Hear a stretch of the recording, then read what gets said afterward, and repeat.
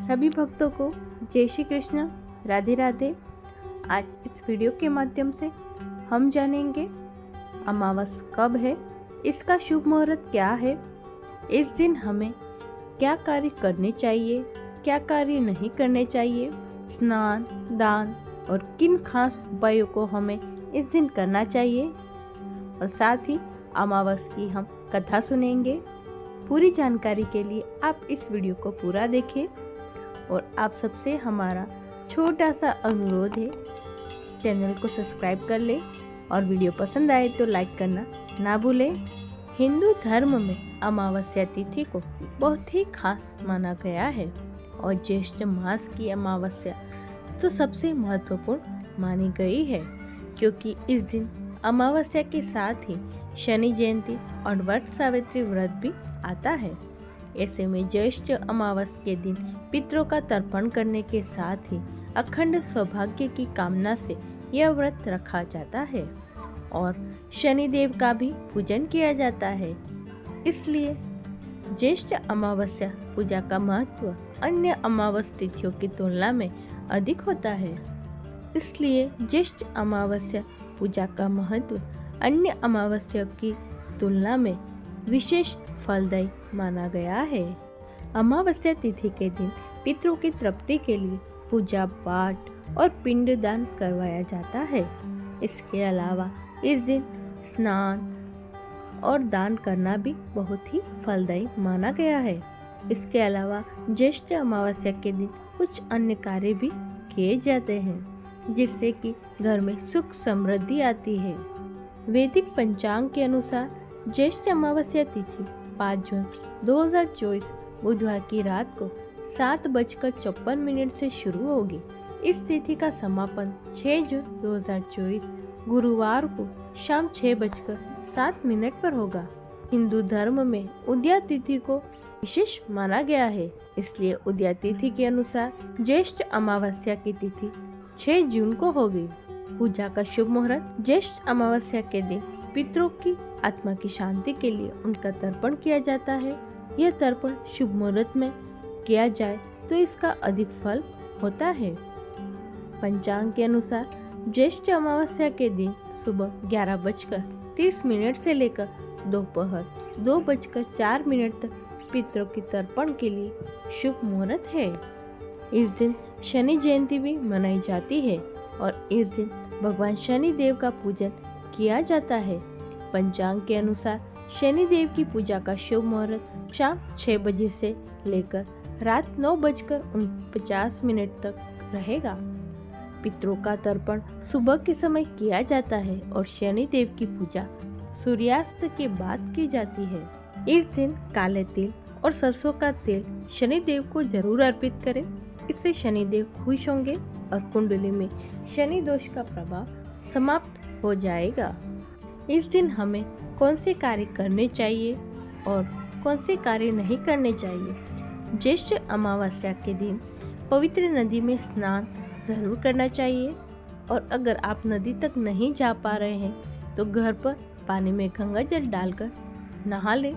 इस दिन दान पुण्य करने से पितृ प्रसन्न होते हैं, इसलिए ज्येष्ठ अमावस्या के दिन अन्य वस्त्र, पैसा आदि का दान जरूर करना चाहिए। आपको पितरों का आशीर्वाद मिलेगा। इस दिन पितृ चालीसा का पाठ करना चाहिए, बहुत शुभ माना गया है। अमावस्या तिथि के दिन माता पार्वती और भोलेनाथ की पूजा करना बहुत ही शुभ फलदायी माना गया है। इससे आपके दाम्पत्य जीवन में खुशहाली आती है। अगर आप ग्रह दोष से परेशान हैं तो ज्येष्ठ अमावस्या के दिन हनुमान जी की पूजा करना बहुत ही उत्तम माना जाता है। ज्येष्ठ अमावस्या के दिन अपने इष्ट देव की पूजा विधि विधान से करनी चाहिए। इससे लंबे समय से रुकी हुई सारी मनोकामनाएं पूर्ण होती हैं। आर्थिक तंगी से छुटकारा पाने के लिए ज्येष्ठ अमावस्या के दिन तुलसी की पूजा जरूर करनी चाहिए, इससे जल्दी लाभ मिलता है।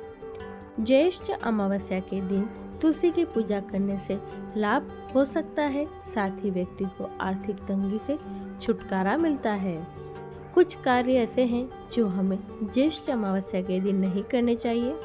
अमावस्या तिथि मुख्यतः पितरों को समर्पित है, इसलिए इस दिन मांस, मदिरा, तामसिक भोजन का सेवन नहीं करना चाहिए।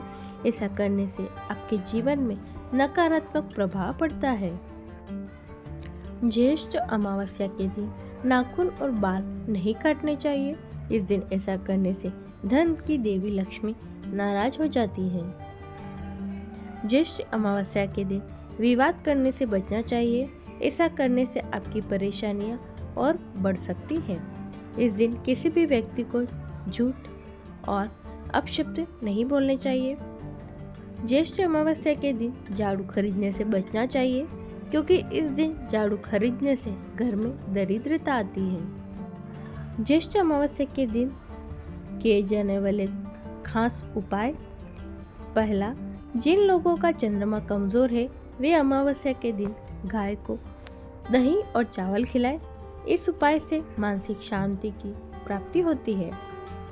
दूसरा उपाय, अमावस्या के दिन पितरों को निमित्त पीपल के पेड़ पर कच्ची लस्सी, थोड़ा सा गंगा जल, काले तिल, शक्कर, चावल, सादा जल और पुष्प अर्पित करें।